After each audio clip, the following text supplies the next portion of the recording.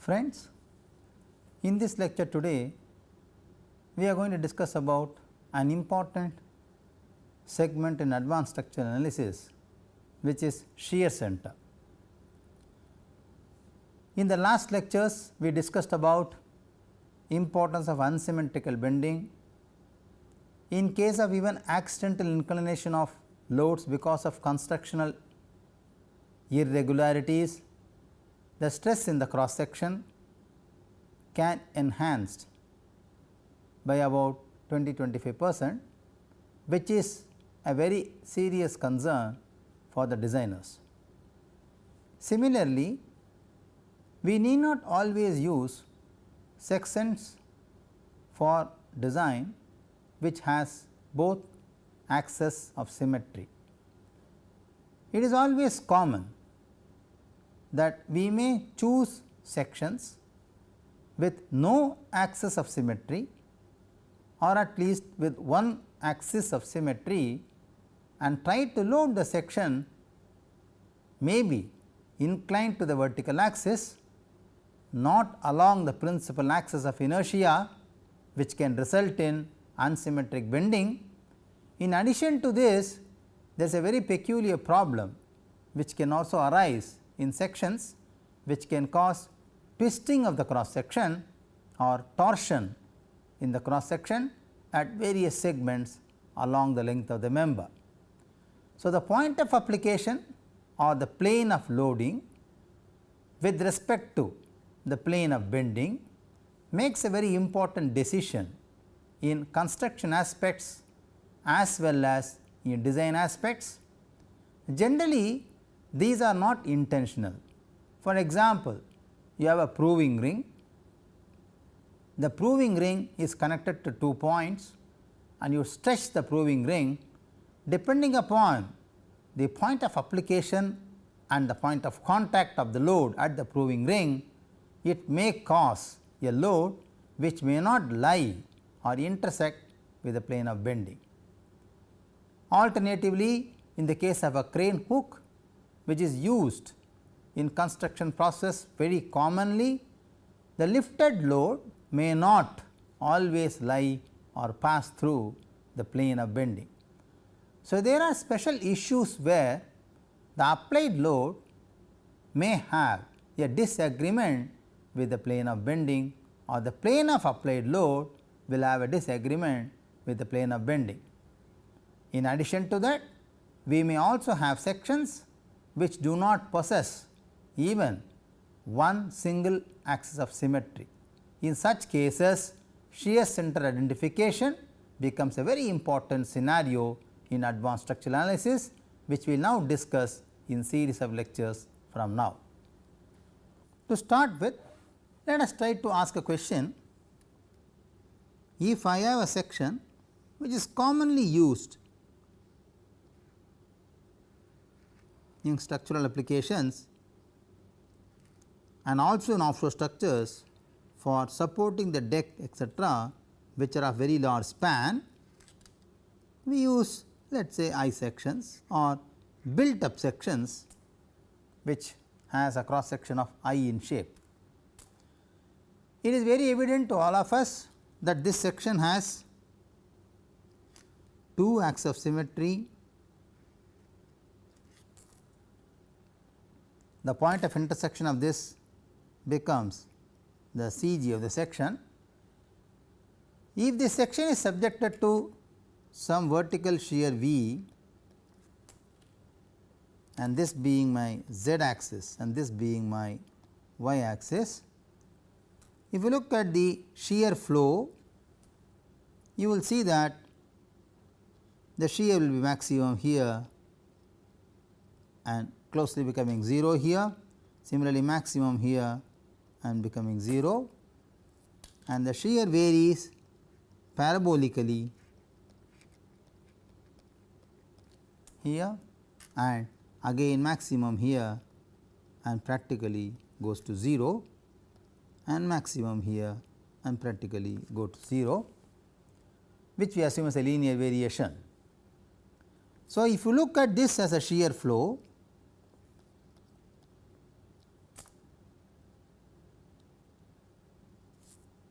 if F1 is a resultant shear due to symmetry, you will see that this will also be F1, this will also be F1 and this is also F1. F1 is the resultant force of the shear stress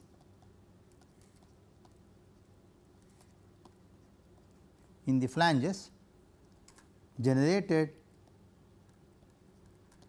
due to the vertical load V. You can observe that the advantage is due to symmetric cross section,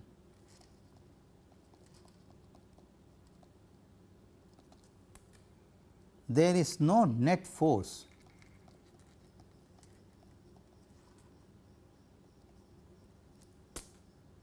along z axis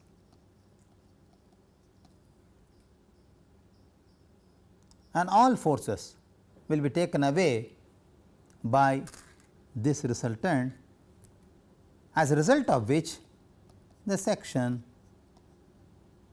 will not rotate. So, friends, if you can choose a section which has both axes of symmetry, then the section rotation will not occur. Alternatively, let us take up another section which has only one axis of symmetry. Let us take a channel section.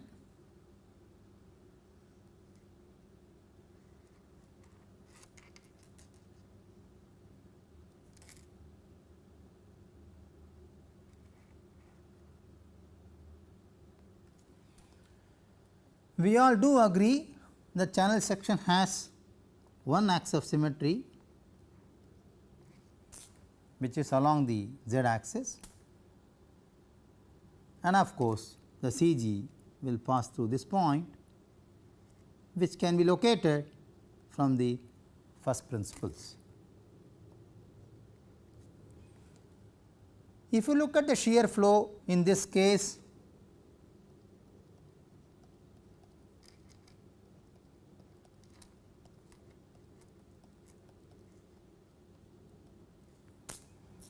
this is going to be the net force F1, this is also F1 due to symmetry of the section.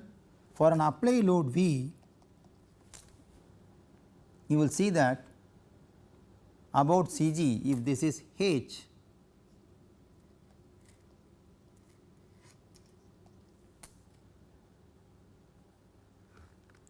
the vertical force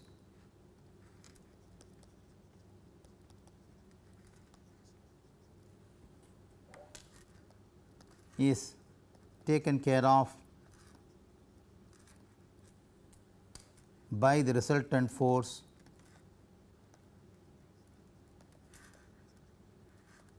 in the web, but the resultant shear forces in the flanges, though they are equal and opposite, but still they form a couple.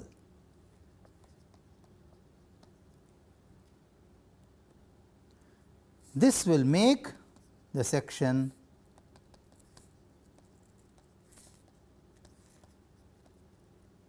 to rotate about a point in the cross section, and this point of rotation will not be CG. Why? Because it has only one axis of symmetry. Therefore, it will lie on that axis somewhere, it will lie on the axis somewhere about which the cross section will rotate, and that point is called shear center. To understand this, let us try to ask a question: what will be the consequence of such loading?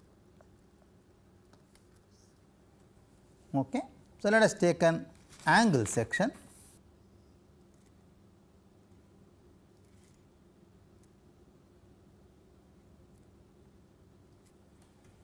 Let us say this is a column member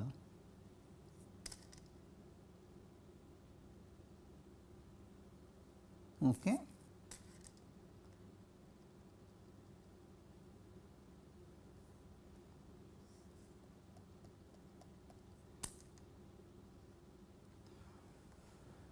Subjected to some loading. Let us say the length of the column is L.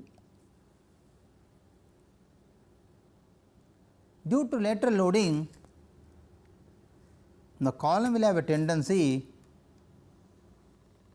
to deflect.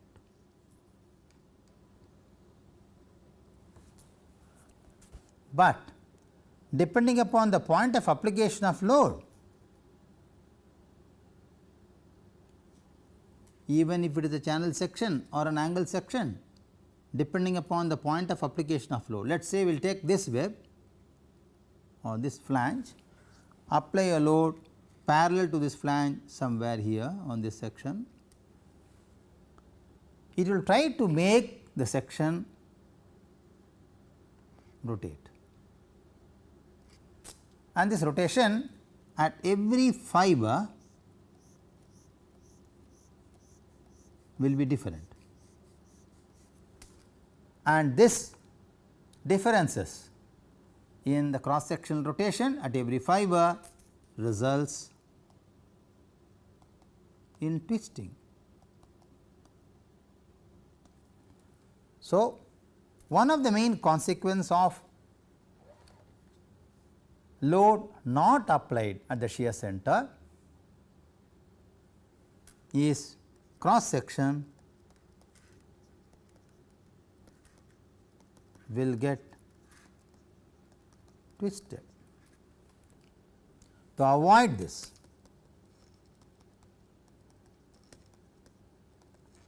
one should load the section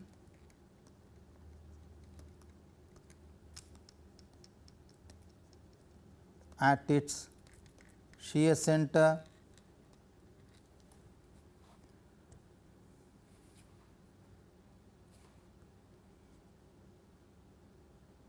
So, then what is shear center?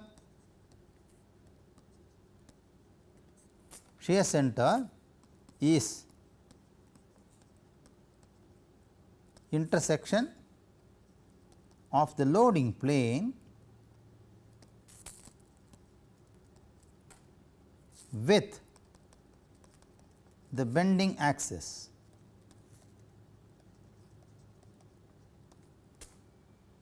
In simple terms, shear center is also defined as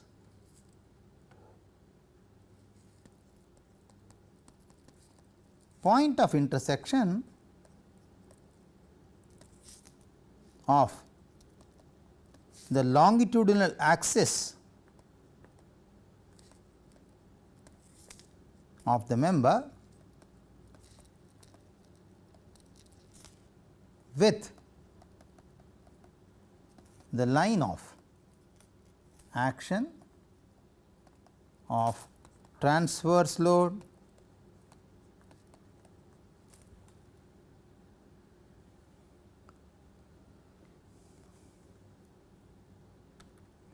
Interestingly, how this problem can be more serious in offshore structures. Generally,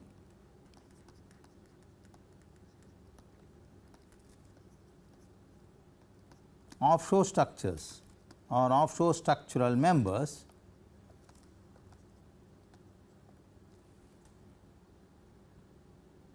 are thin.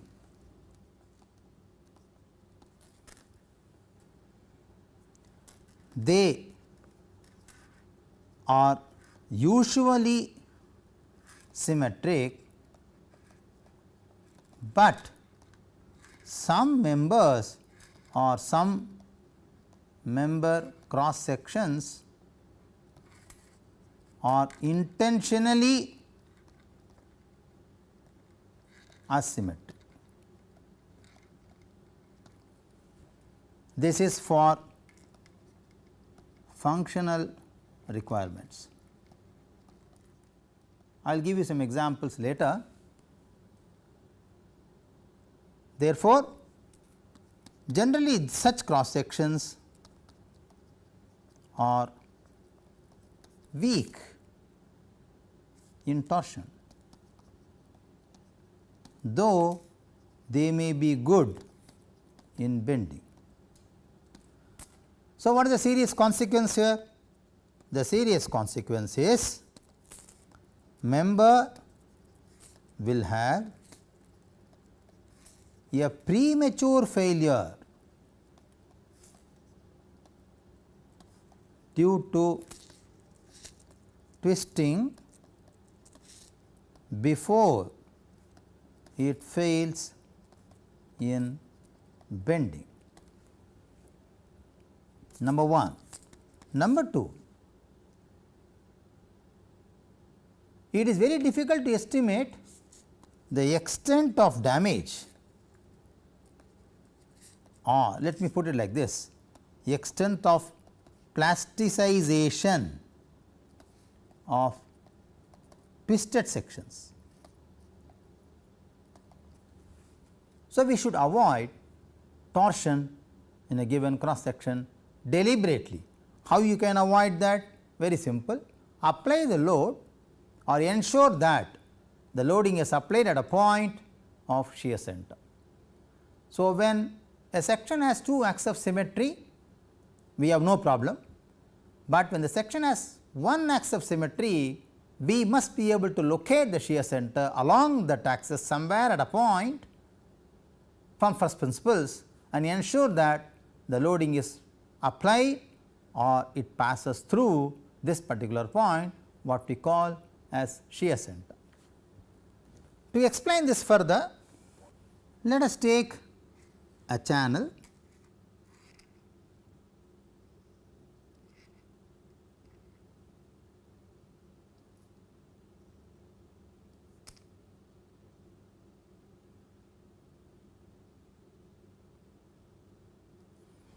of thin walled cross section.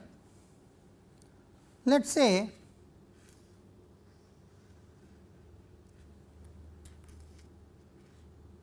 the channel is subjected to some loading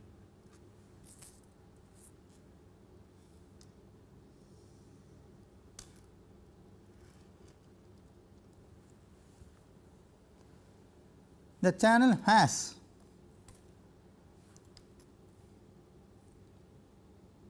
one axis of symmetry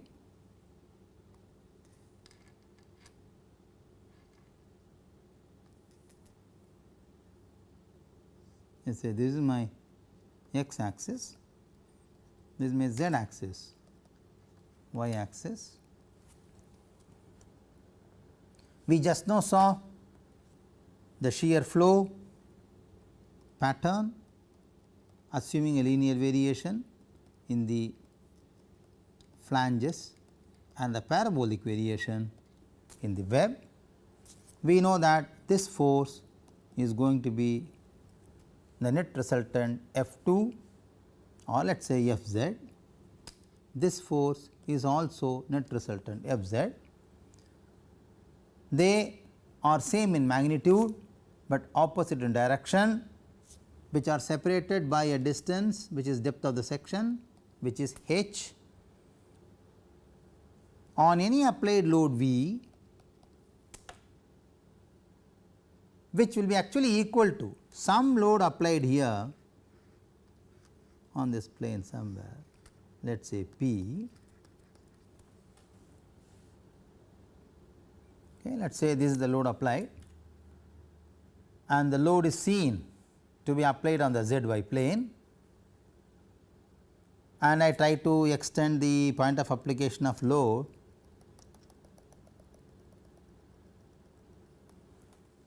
at this point, let us say at this point, at this point, and I call that point from the CG as E Z. We know that the shear will be actually equal to P,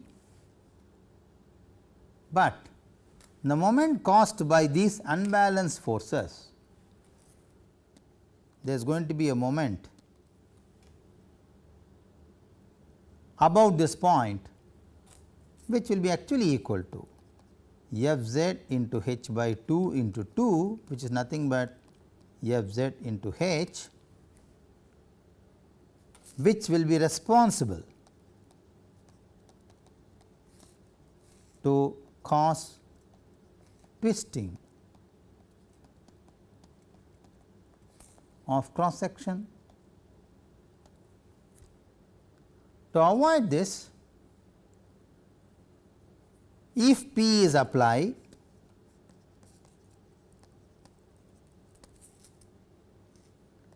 at a distance E z from the CG, then the moment P into E z will counteract the generated twisting moment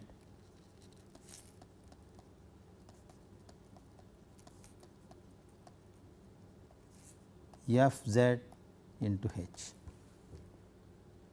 So, P into E z will be actually equal to F z into h. Now, E z is the distance of shear center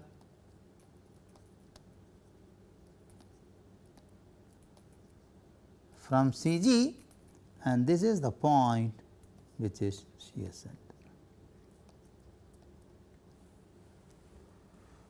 So, therefore, shear center is the intersection of loading plane, loading plane with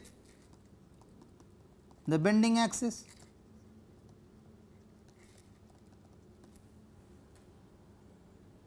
The bending plane is ZX plane, the bending plane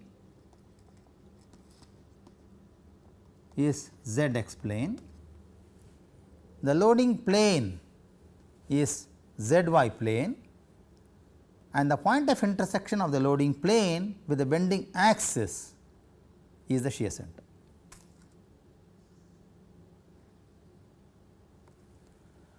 So, friends, it is very important for us to now estimate the location of shear center for a section which has one axis of symmetry.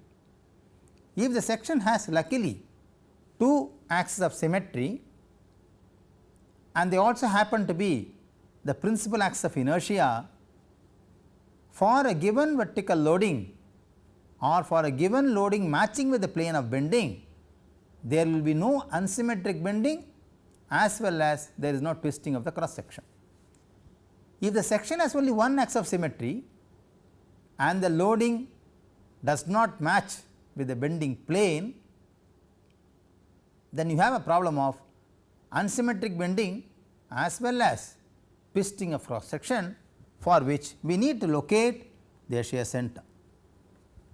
To locate the shear center, let us go back to the basics of structural mechanics and try to understand the equation for estimating the shear stress at a given cross section, because shear center is going to be the nullifying effect of the resultant of shear forces and their moments about any point on a given cross section. So, to estimate the resultant shear force, we need to know the shear stress in the given cross section at any given point. Let us try to do that first and apply it on some problems and see how we can locate shear center conveniently mathematically. Let us say I have a cross section which is channel.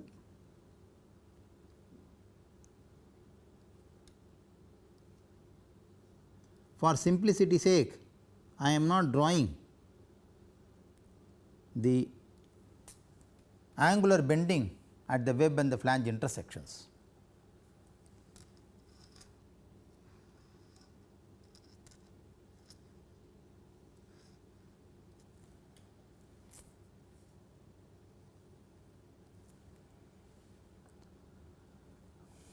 Let us say this is my depth of the section D.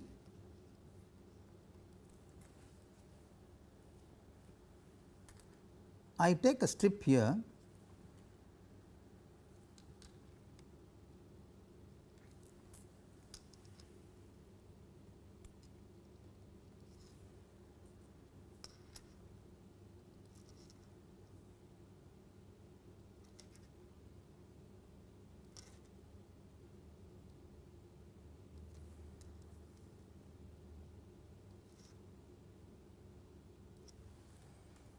let me draw this strip.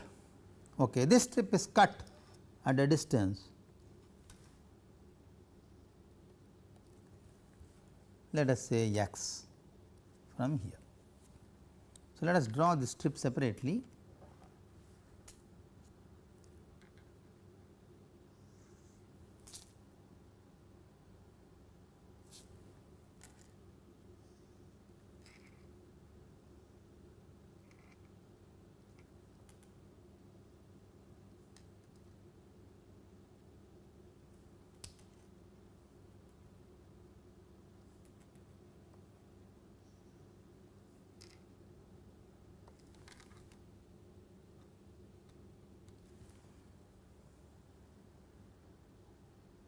Let us say the strip has a thickness T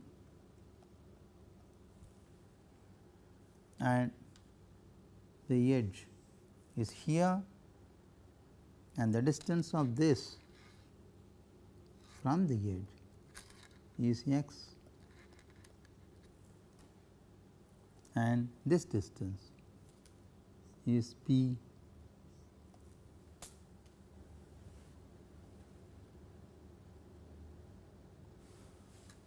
So, at this point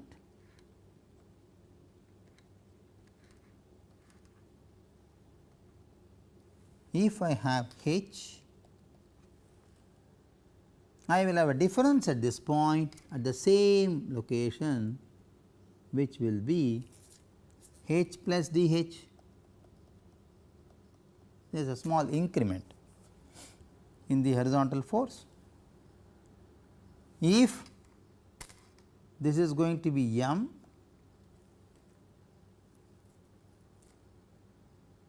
and this will be m plus dm. Let us have a small incremental area dA which is hatched, whereas this has an area A and this is dA. Now, to find the shear stress in flange,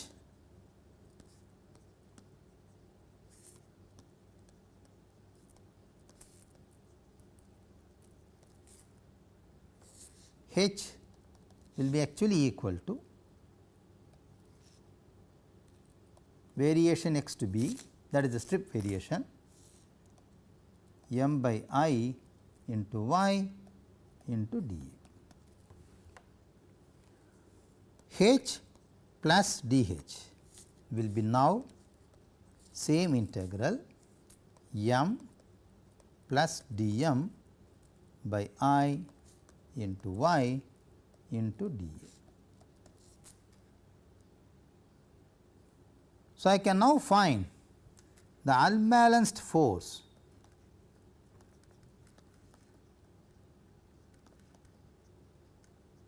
in the longitudinal direction, which is dH, by simply saying equation 2 minus 1, which will be x to be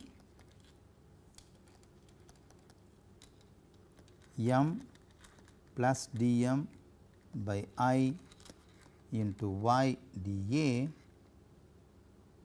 minus x to be m by I into y into d. So, dH in simple terms can be dm by I y dA x to b. I will call equation number 3. Now, for equilibrium, the elemental shear stress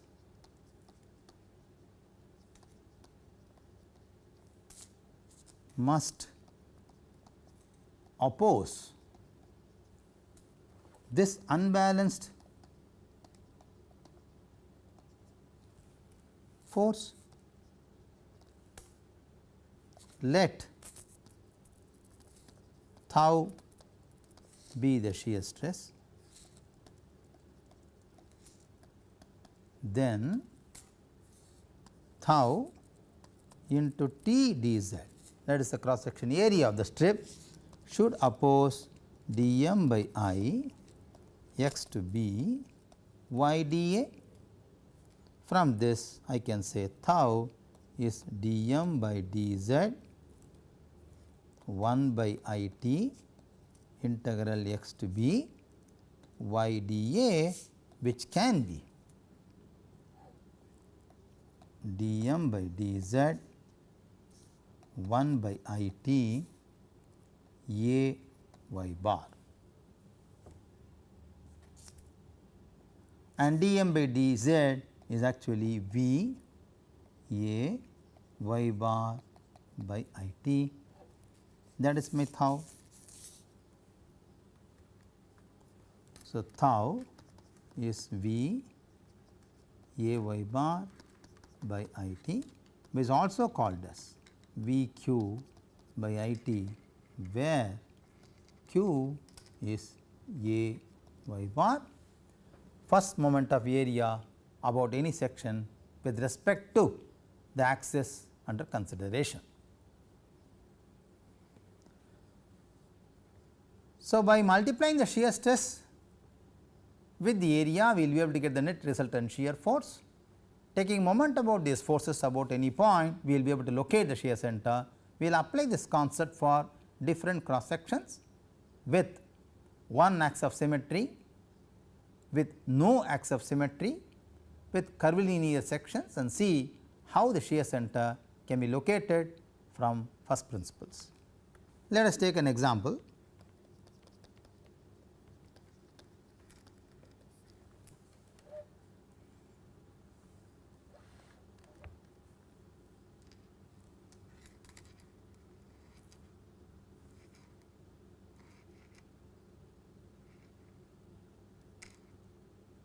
Let us say I have an I section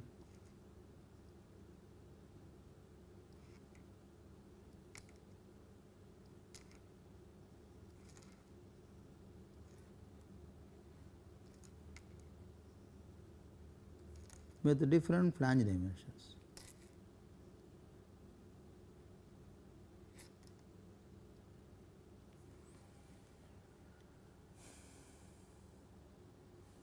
Let us say this dimension is B 1 and this is B 2,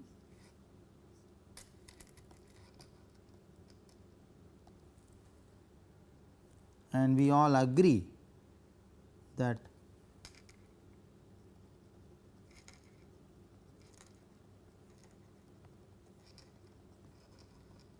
this is axis of symmetry. Let us say this is T1 and this is T2 and this distance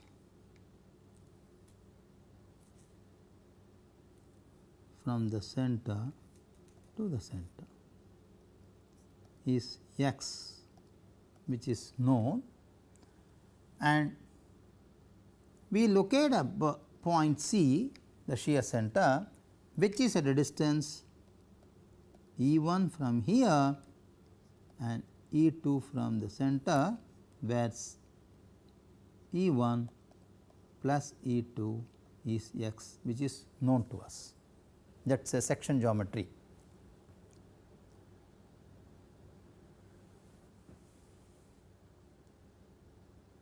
Let us say the section is subjected to the force V. So, the shear resultants can be V1 and V2 and shear by the web is neglected in this case.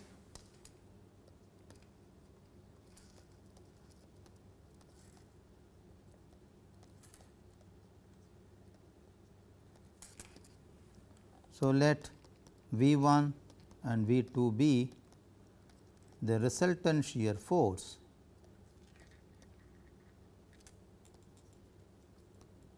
in flanges respectively. The objective is to estimate or locate shear center point C.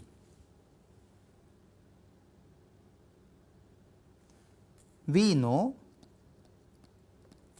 the shear intensity is given by V A y bar by I t.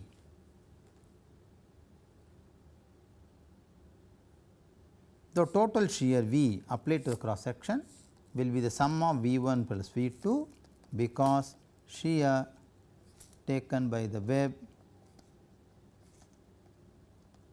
is neglected. So, let us calculate V 1.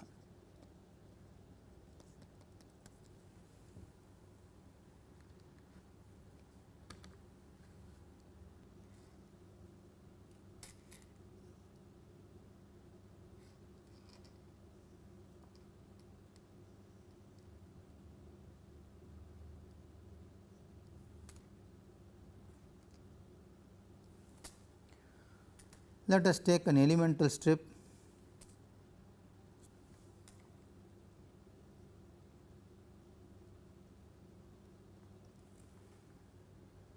the thickness of the strip is dy, area dA,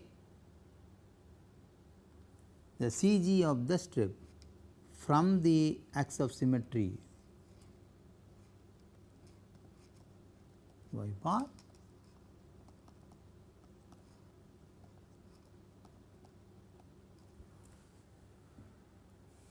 and thickness of the strip T 1 and dimension of the strip B 1. So, area of the strip is going to be R.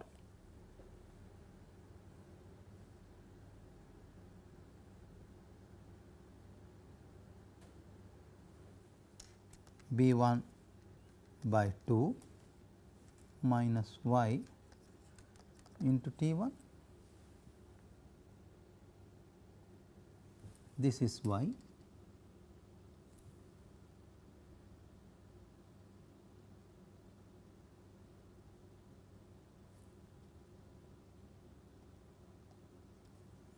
So, B 1 by 2 will be this value, y reduction will be this value, T 1 is the thickness of the strip, area under consideration. CG of that will be y plus b 1 by 2 minus y half of that, which will be y plus b 1 by 4 minus y by 2, which can be y by 2 plus b 1 by 4, and tau is going to be v by I t 1 b 1 by 2 minus y of t 1 into y by 2 plus b 1 by 4, which is v by I t 1 into t 1 b 1 by 2 minus y into b 1 by 2 plus y half. So, that becomes v by 2 y a minus b a plus b. So, a square minus b square, equation number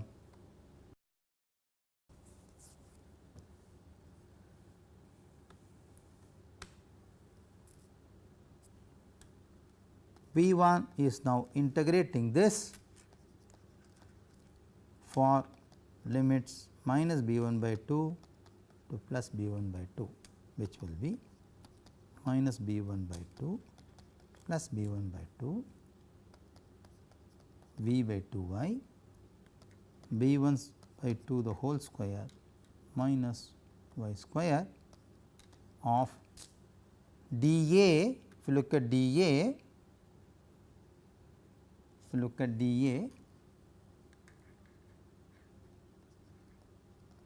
this is actually dy into t 1. So, dy into t 1. So, that gives me v t 1 by 2 I into twice of integral limits can be changed in this form,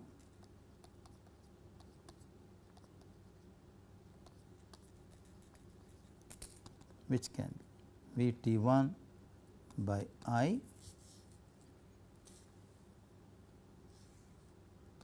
b 1 square by 4 of y minus y cube by 3, applying the limits 0 to b 1 by 2, which can be v t 1 by I b 1 cube by 8 minus b 1 cube by 24,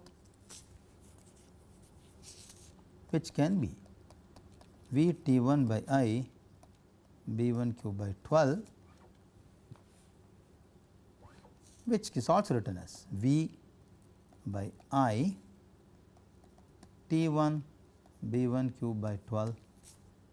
Looking at the figure, you will realize that I 1 is t 1 b 1 cube by 12. So, I can replace this as v by I into I 1, equation number 2. Similarly, one can also find v 2 as v by I of I 2. Also, we know that v is v 1 plus v 2 and I can be computed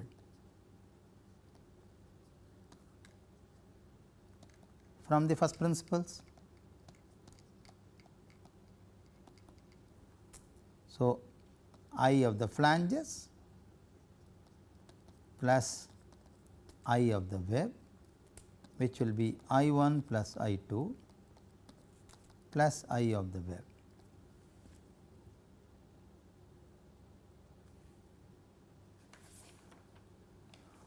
Now, draw this figure back again.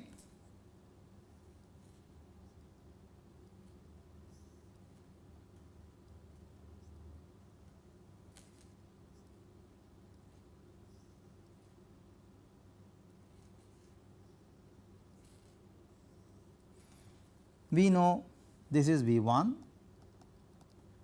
and this is V2 and there is a point C which is E1 and E2.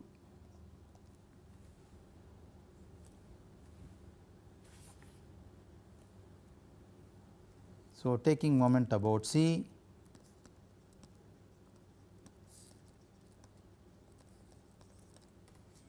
V1 into E1 should be clockwise should be V2 into E2 to avoid twisting.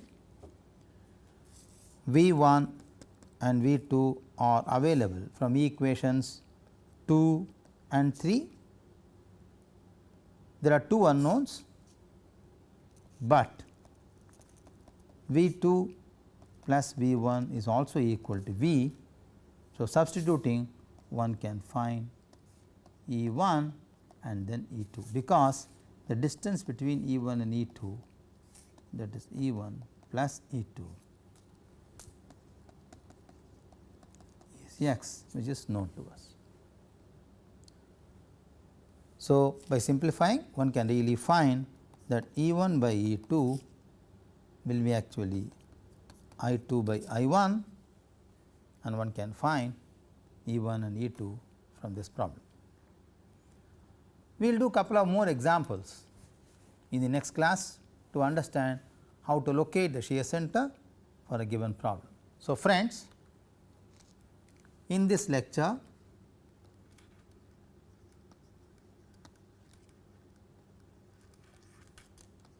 we understood that what is a shear center, what will be the consequence on the cross section if load does not pass through shear center. For sections with one axis of symmetry, how to locate shear center? We will do more examples in the next lecture. Thank you very much.